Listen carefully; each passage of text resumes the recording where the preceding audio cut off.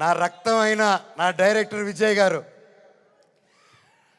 Sir మీకు thanks అనేది నాకు ఇంగ్లీష్లో థ్యాంక్స్ అని చెప్పడం నాకు సార్ నా ఇంగ్లీష్లో బాగా తెలిసిన పదం అదొకటి. అండ్ సారీ అదో రెండు బాగా చెప్తా ఇంగ్లీష్లో. కానీ సార్ మీరు ఈ క్యారెక్టర్కి మీరు ఇంతకుముందే పెద్ద సూపర్ హిట్లు ఇచ్చారు. మీరు పిలిస్తే ఇంకా ఎంతెంతో పెద్దోళ్ళు వచ్చి ఉంటారు. తమిళనాడు నుంచి సూపర్ స్టార్లు వచ్చి ఉంటారు. బాలీవుడ్ నుంచి మీరు తెచ్చుకోగలుగుతారు. ఇవన్నీ కాదని తిరుపతితో గుర్తుకొచ్చాడు చూడండి సార్ మీకు. Thank you sir, thank you. జీవితాంతం రుణపడి ఉంటాను సార్. సినిమా చాలా గొప్పగా తీశారు డైరెక్టర్ గారు.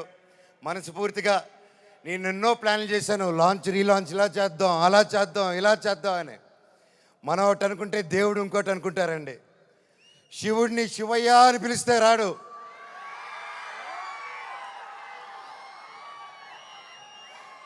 శివుడిని మనసారా తలుచుకుంటే ఇలాగా మా డైరెక్టర్ గారి రూపంలోనో ప్రొడ్యూసర్ గారి రూపంలోనో మీ అందరి రూపంలోనో వచ్చేదే శివుడు. అలాగే బెల్లంకొండ సాయి శ్రీనివాస్ తమ్ముడు, నీతో ప్రతిసారి చాలా ఫన్ మూమెంట్స్, చాలా సరదాగా ఫన్ కామెడీ చేసుకుంటూ ఉంటాం. It was great fun moments. ఎప్పుడు అనిపిస్తుంటుంది నాకు ఒక తమ్ముడు కావాలని, తమ్ముడు ఉంటే ఎలా ఉంటుందని చెప్పేసి. నాకు ఇతను తమ్ముడు ఎందుకు పుట్టలేదని అనుకుంటున్నాను. థ్యాంక్ యూ తమ్ముడు.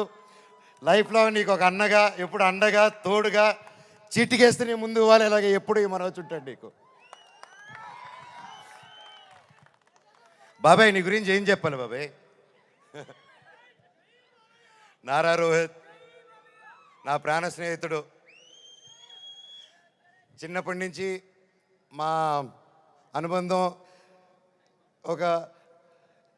ఒక ఫ్యామిలీగాను, ఒక ఫ్రెండ్గాను అలా మా లైఫ్ అలా కొనసాగుతుంది. అలాగే ఒక ముఖ్యమైన విషయం ఏంటంటే 2016లో 2016లో ఒక్కడు మిగిలాడని సినిమా తీశాను. ఆ సినిమా తీసినప్పుడు వాయిస్, అదే నా లాస్ట్ సినిమా ఈ 9 years బ్యాక్. ఆ సినిమాలో వాయిస్ ఓవర్ ఇచ్చింది నారా రోహిత్ గారు. మళ్ళీ అప్పుడు ఆపాను, మళ్ళీ తిరిగి వస్తుంటే మళ్ళీ నా జీవితం నారా రోహిత్ గారితోనే మొదలైంది. ఇదంతా అంతే.